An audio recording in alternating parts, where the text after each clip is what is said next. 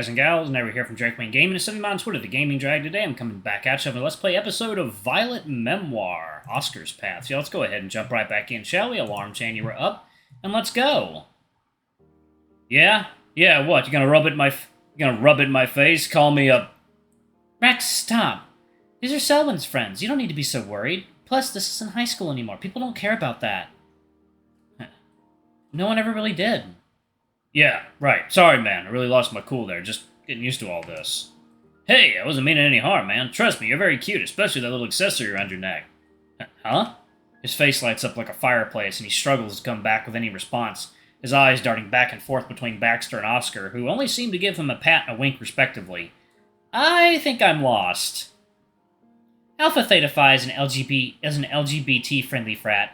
We encouraged Rex to go there because a lot more of the athletic queer guys go there. I look up at Oscar, who only returns my smile with just as glowing of a recommendation. Their parties are pretty wild sometimes, but it's a pretty chill place. Wait, do you live there too? How haven't I seen you around? Rex finally looks like he's managed to pull himself back together, though there's no hiding just how much blood has rushed to his face. He doesn't even seem to be able to look at the two of us, especially Oscar. Yeah, I don't tend to stay around the frat often, unless we're having a party. My roommate's a bit of a stoner, so I'd be surprised if he didn't even know my name. Now I want to see it even more. Isn't that great? Just a frat like everywhere else. All going there does is people like you suck dick and give out free handies. Do you? Rex just replies it on the growl, though it's hard to take him seriously after his previous reactions. Baxter puts a hand on his arm, which has an immediate calming effect on him. Sorry, I'm still new to this shit. I'm not used to being so open about all this. So why you wearing a collar? Hey, make yourself feel more comfortable? It's a choker, actually. Wilf said it was pretty flaming and would be pretty hard to misinterpret. I wasn't really sure, but he seemed to think it was a good idea to try and get more comfortable. More like trying to humiliate me. Fucking freak. Boy, we have a friend you need to meet. Wait, you know Wilf as well? Know him? Yeah, you could say that. Me and him go way back. Longer than anyone in this place probably knows each other. I thought you looked familiar, man. Did we see you on the football field the other day? Was there practice then? You bet. Yeah, probably. Both of us are on the team. Been the way since high school. They'll never leave me alone. The venom in that final sentence makes me feel like there's a lot of baggage between the two that we shouldn't get involved in. Oscar comes to the same conclusion, changing the subject. He might be able to help us, actually. How much did you know about Conrad? Know him? Not much. Probably same shit as everyone else. Dude was a loner and only really talked to Nathan. I'm guessing Wilf knows more. How'd you guess? Sounds like something he'd do. He's more predictable than he likes to think. That really stops him from being able to get what he wants. Yeah, he admitted to knowing something, but he said he wouldn't tell us until we figured it out ourselves. Don't let him get to you. He likes to be an asshole. Or maybe he's trying to keep a secret that he promised. Wilf isn't as awful as you say anymore. He's getting better. You're way too nice to him. Whatever, anyway, he's a freak, but I suppose he isn't as bad as he used to be. What was he, a serial killer? Might as well be. Well, I don't think Wilf would keep information like this for himself for no reason. I wasn't kidding when I said he might be trying to keep his secret for him. You really think so? Wilf is a little strange, and I won't pretend to know what he's thinking, but he never does something without a goal. Do you know what his goal could be? I don't think it's a big mystery. If it's a secret, then he made a promise to keep it, right? Maybe he's honoring that. What do you think, What do you think, Rex? I think Wilf would sell someone out if it meant it would help him. But if it was something serious, then he probably wouldn't without any good reason.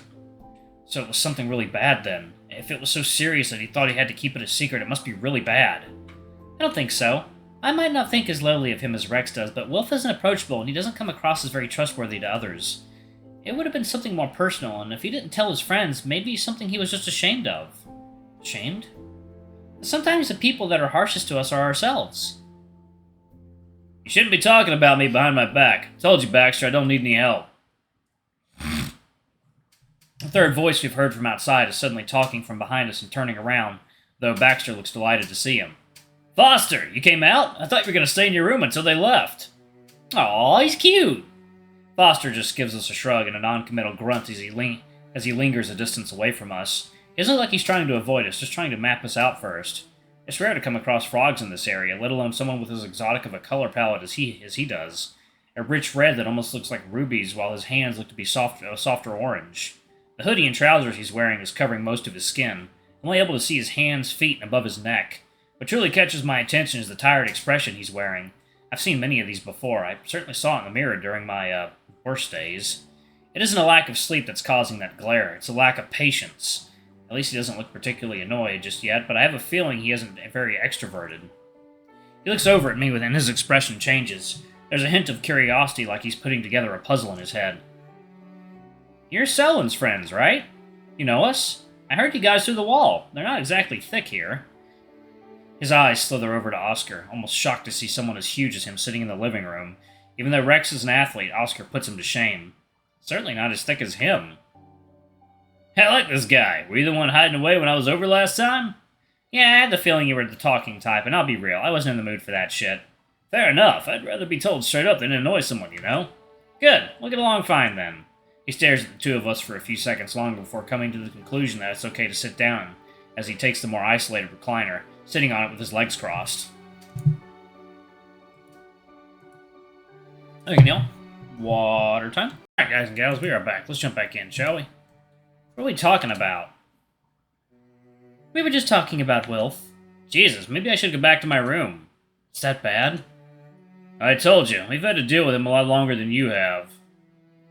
Oh, don't put shit in my mouth. I've never had to deal with him. He leaves me alone. I'm just tired of hearing you bitch and moan about him. That makes Rex sit back with a grumble, checking out of the conversation as he grabs his phone. Though his ears flick when he hears Baxter carrying on. You never really answered my question. Why are you guys here? Was it just to ask us questions about Wilf? Honestly, I had no idea you knew Wilf. We were just here to... Wait, you never told me. Oscar smiles like he'd been waiting for me to realize since he got here. Surely he wouldn't just let this whole conversation go just to see if I'd remember. I want to say it's Sel's idea, but it's a bit of both, to be honest.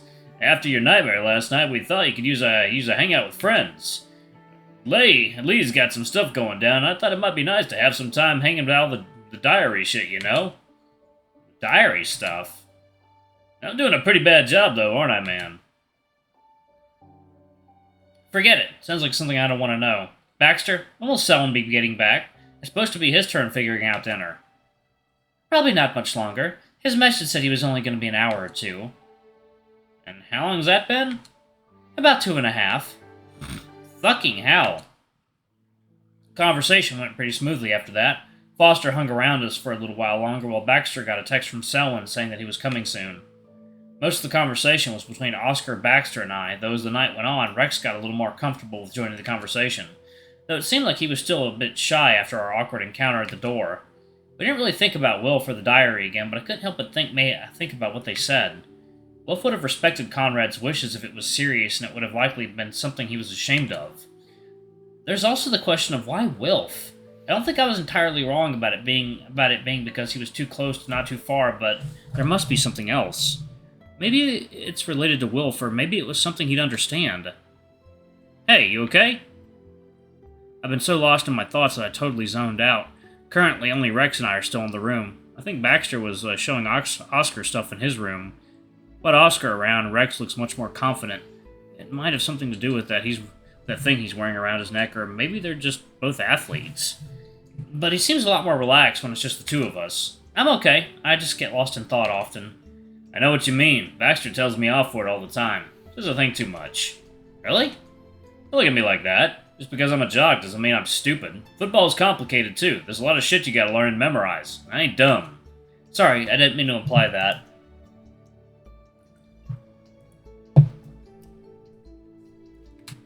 No, you're fine. Sorry, I'd get pretty defensive. I've been trying to work on it. Since we're here, I should probably ask, but did you want to talk to me? Did you want me to talk to Will for you? We go way back, even if things aren't the greatest between us. Think he talked to you? Yeah, he likes to torment me, so he talks to me enough as it is. Couldn't hurt to actually ask for something, probably. At least it wouldn't physically hurt. Probably. What did he do to you? Doesn't matter. Did you want me to talk to him or not? It's tempting, trust me, but I don't think so. I think Baxter's right. I just need to meet him on his own terms. I still think the two of you are giving way too much credit, but whatever. There is something I want to ask you, though. Am I going to regret this? No, it isn't anything bad. Well, not really.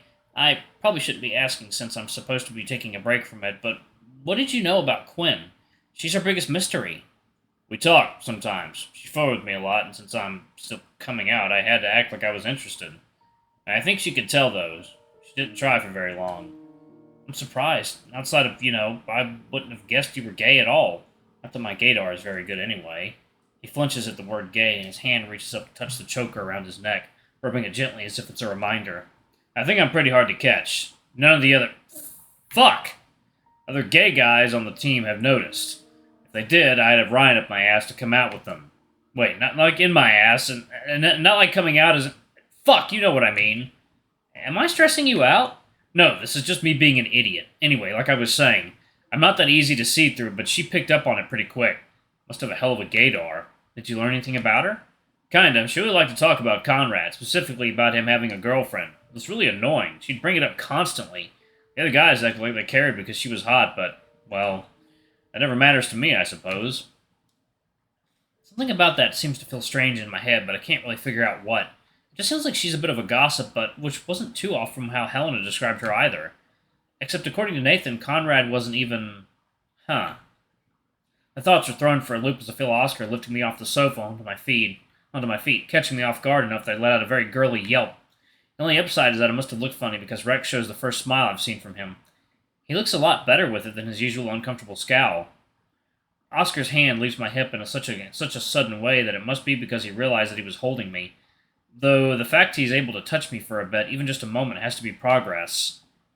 I can tell someone's breaking the rules and thinking about stuff he isn't supposed to, aren't you? Sorry, I just can't stop thinking about it. You're much too curious for your own good, man. I'm not gonna get you it's gonna get you in a lot of trouble.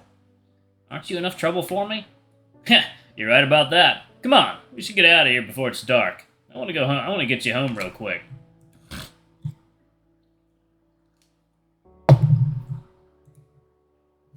Already? Selwyn hasn't even gotten here yet.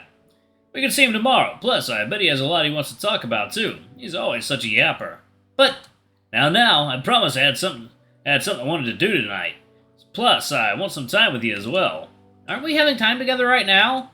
This is group time. Doesn't count. Ain't the same thing. Now, come on. Don't make me carry you out. It's a playful threat, but I can tell you that he wouldn't be able to go through with it. There's a shadow that covers his features as he says it.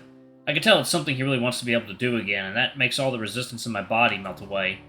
Alright, I had a good time, though. Come on, let's say goodbye. Rex just gave me a nod and a grunt as he'd been listening in the conversation, though he slipped me his number in case I needed to contact him about Wilf. Baxter looked pretty sad that we were heading off already, but he bounced back in a moment, offering us a place to stay if we ever needed it. Something Oscar sounded pretty interested in. And again, alright, I'm going to go ahead and pause it right there. Thank y'all so much for watching. Don't forget to like, comment, subscribe, ring that notification bell, and check out our Patreon if you can. It always helps. Anyway, I love you all, and I'll see y'all in the next video. Bye-bye!